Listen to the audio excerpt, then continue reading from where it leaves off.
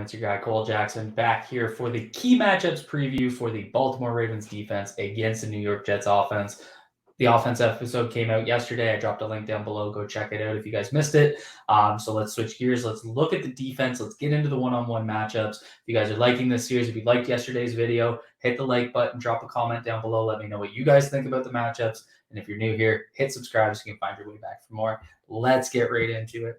Here's what I think is going to be the marquee matchup. It's going to be Elijah Moore and Marlon Humphrey. So just to look at some of the alignment pieces with the Jets receivers, because that's really what's important. So Corey Davis, for example, last year played 336 snaps on the right side to only 173 on the left side. I'm expecting that to continue. He's likely going to be the right wide receiver, and that means he's going to see Marcus Peters if he plays. We're still waiting on some of the health reports to come out because Peters plays literally exclusively on the left side. So it's going to be Peters against Corey Davis, likely in isolation out there. Again, there's going to be snaps where Corey Davis maybe is in the slot, maybe on the other side of the formation, but that's going to be the heavy matchup.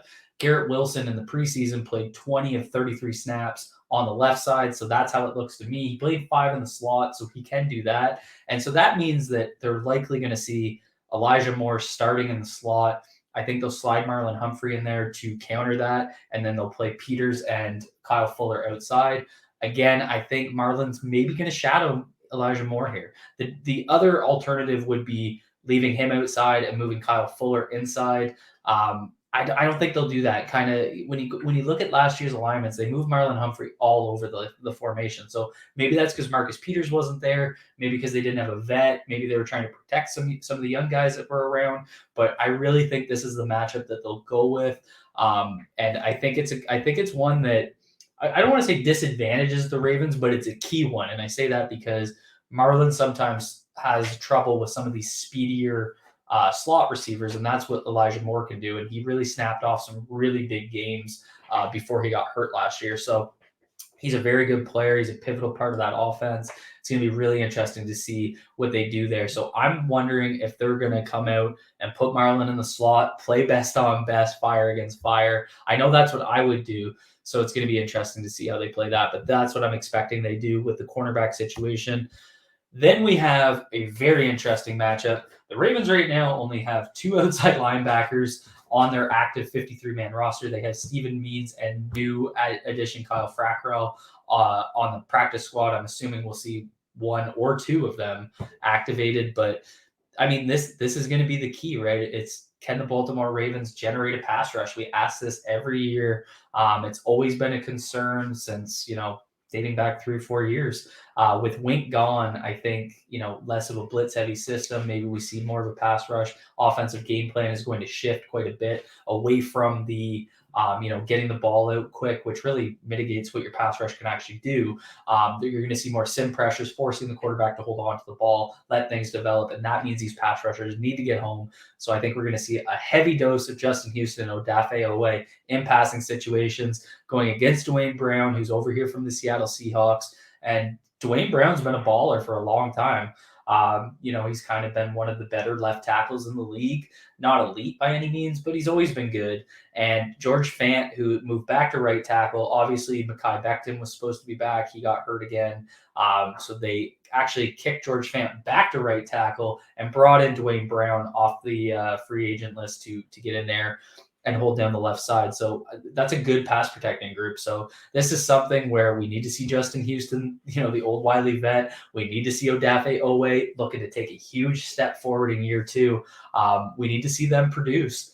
And I got to say, after watching Oweh in very, very limited snaps, I think he played 10 snaps in the preseason, he looks explosive. He looks ready. He's primed for a big day. So I really want to see this matchup. Again, I'm not sure. I wouldn't say this advantages the Ravens. I would say it's key in this matchup. And then moving on to Breece Hall versus Patrick Queen. So the Jets run a lot of split zone, a lot of inside zone, a lot of outside zone, very zone-heavy team. I think the Ravens' D-line does very well against that. I think that's something that will advantage them. You get Michael Pierce attacking. You get Calais Campbell attacking, things that we've seen them do against, say, the Tennessee Titans, for example, and how they adjusted to that zone-heavy scheme. I think we'll see that from the defensive line, but You'll get Kyle Bynes on the strong side of the formation, really quarterbacking the defense, or sorry, not quarterback, fullbacking the defense. And that means Patrick Queen is going to have to be pivotal from the will linebacker position and getting to Breece Hall, getting him down. We saw him take some steps last year. He had some very explosive snaps where he's just busting through the line. I want to see that from Patrick Queen. Running backs versus defenses is always going to be tough because the defensive line obviously plays a pivotal role. So this isn't necessarily a true one-on-one matchup. But I think you'll see a lot of Patrick Queen attacking Breece Hall. I also think in pass coverage, you'll see Bynes doing a little bit more hook coverage, and Patrick Queen, when they're in the nickel with two linebackers on the field, you'll see him kind of being that running back guy. So all the work that Breece Hall would do out of the backfield, you might see a little bit of Michael Carter, but I think it's going to be the Breece Hall show. So I think that's where you'll see Patrick Queen really starting to try and take some steps in his pass coverage. So I expect them to see a lot of each other. And it's something that Breece Hall is very good coming out of Iowa State. Very, very good running back prospect. But I like what Patrick Queen can do here. And again, it's not necessarily an advantage to the Ravens, but it's something that is pivotal to slowing down their run game. We know what Joe Flacco can do. Who's starting off of the play action. If they can shut down the run game, it's going to be a long day for Joe Flacco against the secondary. So I'm really looking forward to that matchup. So that's all I have for you guys. Again, I'm keeping these tight. Hit that like button. Drop a comment down below. What did I miss? Is there something that you thought should have been there that wasn't? Are we looking at an interior pass rush? Did I not give that enough credit? Drop a comment. Let me know. Hit subscribe if you're new here. And as always, be good to yourselves. Be good to each other.